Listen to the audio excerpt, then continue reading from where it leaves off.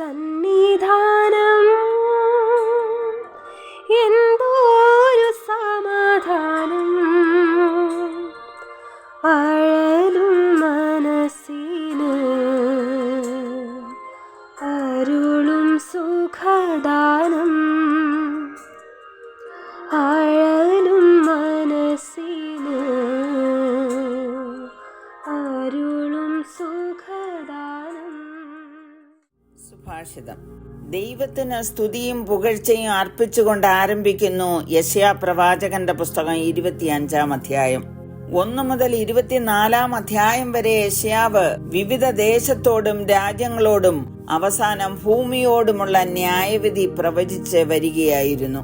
ഏറിയ നാൾ കഴിഞ്ഞിട്ട് അവരെ ദൈവം സന്ദർശിക്കുമെന്നുള്ള ആലോചന ലഭിച്ചപ്പോൾ സ്തുതിയും സ്തോത്രം അർപ്പിക്കുന്നു. 1-ാം വാക്യം വായിക്കുന്നത്, യഹോവേ, നീ എന്റെ ദൈവമാകുന്നു, ഞാൻ നിന്നെ പുകഴ്ത്തും, ഞാൻ നിന്റെ നാമത്തെ സ്തുതിക്കും. നീ അത്ഭുതമായി പണ്ടേയുള്ള ആലോചനകളെ വിശ്വസ്തയോടും സത്യത്തോടും കൂടെ അനുഷ്ഠിച്ചിരിക്കുന്നുവല്ലോ. ദൈവം ചെയ്ത അത്ഭുത കാര്യങ്ങൾ മനസ്സിലാക്കിക്കൊണ്ടാണ് യെശയ്യാവ് ദൈവത്തെ സ്തുതിക്കുന്നത്. ദൈവത്തിൽ വിശ്വസിക്കുകയും അവനിൽ ആശ്രയിക്കുകയും ചെയ്യുന്നവർക്ക് വേണ്ടി ദൈവം വലിയ പ്രവൃത്തികൾ ചെയ്യുന്നു. അത് മനസ്സിലാക്കി നാം ദൈവത്തെ മഹത്വപ്പെടുത്തണം. ദൈവം വിശ്വസ്തനും സത്യവാനുമാണ്, വാക്ക് പറഞ്ഞാൽ മാറാത്തവൻ. വിദൂരഭാവിയിൽ വരുവാൻ പോകുന്ന മശിഹയെക്കുറിച്ചും മശിഹയുടെ ഭരണത്തെക്കുറിച്ചും ഭൂമിയുടെ ഭാവിയെക്കുറിച്ചുമൊക്കെ ദൈവം അരുളി ചെയ്തിരിക്കുന്നു. രാജ്യങ്ങളെക്കുറിച്ചും സിംഹാസനങ്ങളെക്കുറിച്ചും അരുളി ചെയ്തത് അക്ഷരം പ്രതി സംഭവിച്ചു കഴിഞ്ഞു. അഖിലാണ്ടത്തിന്റെ സൃഷ്ടി മുതൽ പുതിയ ആകാശഭൂമികളുടെ സൃഷ്ടി വരെയുള്ള കാര്യങ്ങൾ ഈ പുസ്തകത്തിൽ പരാമർശങ്ങളുണ്ട്. നാം ഇന്ന് ചിന്തിക്കുന്നത് 4-ാം വാക്യമാണ്. ഭയങ്കരന്മാരുടെ ചീറ്റൽ മതിലിന്റെ നേരെ കൊടുങ്കാറ്റ് പോലെ അടിക്കുമ്പോൾ നീ എളിയവനൊരു ദുർഗവും ദരിദ്രന് അവന്റെ കഷ്ടത്തിൽ ഒരു കോട്ടയും കൊടുങ്കാറ്റിൽ ഒരു ശരണവും ഉഷ്ണത്തിൽ ഒരു തണലുമായിരിക്കുന്നു. You have been a refuge for the poor, a refuge for the needy in their distress, a shelter from the storm and a shade from the heat. For the breath of the ruthless is like a storm driving against a wall. അന്നുള്ള ജനങ്ങൾക്ക് വേണ്ടി മാത്രമല്ല യെശയ്യാവ് ഈ വാക്കുകൾ രേഖപ്പെടുത്തിയിരിക്കുന്നത്.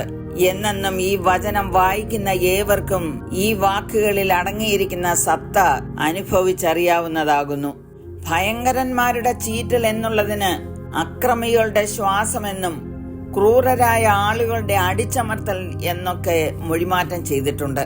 അക്ഷരാർത്ഥത്തിലും ആത്മീയ അർത്ഥത്തിലും ഇത് എത്രയോ വാസ്തവമാകുന്നു. ജീവിത മതിലുകളിൽ കൊടുങ്കാറ്റുകൾ അടിക്കുമ്പോൾ, പിടിച്ചു നിൽക്കുവാൻ ത്രാണിയില്ലാതെ വലയുമ്പോൾ, കാറ്റേ അടങ്ങുക, ശാന്തമാകുക എന്ന് പറയുന്ന ഒരുവൻ എല്ലാ നാളും നമ്മളോടൊപ്പമുണ്ട്. പ്രതികരിക്കാൻ ശക്തിയില്ലാത്തവരാണ് എളിയവരും ദരിദ്രരും എന്ന് നമുക്കറിയാം. എന്നാൽ അവർക്കൊരു ദുർഗമായി അഭയമായി വെളിപ്പെടുന്ന ദൈവം. സങ്കീർത്തനക്കാരൻ പറയുന്നു, അവൻ നിലവിളിക്കുന്ന ദരിദ്രനെയും സഹായമില്ലാത്ത എളിയവനെയും വിടുവിക്കുമല്ലോ. എളിയവനെയും ദരിദ്രനെയും അവൻ ആദരിക്കും, ദരിദ്രന്മാരുടെ ജീവനെ അവൻ രക്ഷിക്കും. കാലാവസ്ഥയുടെ ഏത് പ്രതികൂല അവസ്ഥയിലും പരിപാലിക്കുന്ന ഒരു ദൈവം. പകൽ സൂര്യനെങ്കിലും രാത്രി ചന്ദ്രനെങ്കിലും നിന്നെ ബാധിക്കുകയില്ല. യഹോവ ഒരു ദോഷവും തട്ടാതെ വണ്ണം നിന്നെ പരിപാലിക്കും. നീതിമാന്മാർ നിലവിളിച്ചു, യഹോവ കേട്ടു, സകല കഷ്ടങ്ങളിൽ നിന്നും അവരെ വിടുവിച്ചു. യേശു കർത്താവ് പറഞ്ഞത്, ലോകത്തിൽ നിങ്ങൾക്ക് കഷ്ടമുണ്ട്, എങ്കിലും ധൈര്യപ്പെടുവീൻ, ഞാൻ ലോകത്തെ ജയിച്ചിരിക്കുന്നു. ഏത് കഷ്ടത്തിലും പ്രയാസത്തിലും രോഗത്തിലും ദുഃഖത്തിലും ആശ്രയിപ്പാൻ നല്ലവനായ ഒരു കർത്താവ് നമുക്ക് വേണ്ടിയുണ്ട്. ദൈവത്തിൽ ആശ്രയിക്കാം, പ്രാർത്ഥിക്കാം. കരുണയുള്ള പിതാവേ, ഞങ്ങളുടെ ജീവിതത്തിൽ കൊടുങ്കാറ്റ് പോലെ ആഞ്ഞടിക്കുന്ന ഏത് കഷ്ടങ്ങളിലും പ്രയാസങ്ങളിലും രോഗത്തിലും ദുഃഖത്തിലും അവിടുന്ന് ശരണമായി ഉള്ളതുകൊണ്ട് ഞങ്ങൾ അങ്ങയെ വാഴ്ത്തുന്നു. അങ്ങയിൽ അഭയം പ്രാപിച്ച് അന്ത്യം വരെയും വിശ്വസ്തയോടെ നിൽക്കുവാൻ കൃപ ചെയ്യണമേ എന്ന് യേശു ക്രിസ്തുവിന്റെ നാമത്തിൽ അപേക്ഷിക്കുന്നു. കേൾക്കണമേ. ആമേൻ. ക്രിസ്തുവിൻ സന്നിധി ചേർന്നിടുന്നോർക്കെന്നും അത്യാനന്ദമേ. ക്രിസ്തുവിൻ സന്നിധി ചേർന്നിടുന്നോർക്കെന്നും അത്യാനന്ദമേ.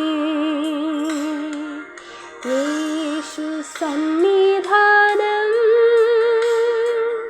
എന്തോരു സമാധാനം അഴലും മനസ്സിന് അരുളും സുഖദാ